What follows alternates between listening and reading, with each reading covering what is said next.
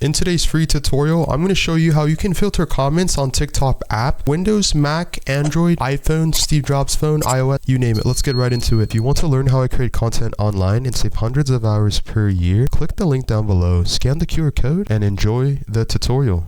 Once you have TikTok opened up on your phone or device of choice, you want to click right here, profile next to your inbox, and then on the top right hand screen, click right here. And then you want to click the fourth option, which says settings and privacy. And basically wait until the end of the video because the before and after it's going to absolutely blow your mind. It's if you want to filter out comments on TikTok completely for free. Okay, so as I scroll down, we have a list of different options, but basically we want to scroll back up because we want to click right here where it says privacy, which is below account, the second option. You can see if we scroll down, you're going to see interactions and then comments, which is the first option. So click on that. And as you can see now, you can allow comments from different people or different settings right here, followers, friends, or no one. And then when you go under to comments care mode, you can choose to filter all comments by clicking this icon to the right. And now, as you can see, it's color blue, and then you have successfully updated comments to filter all comments if you want. You can scroll down, it says filter spam and offensive comments. It also turns color blue. You can even choose filter keywords. That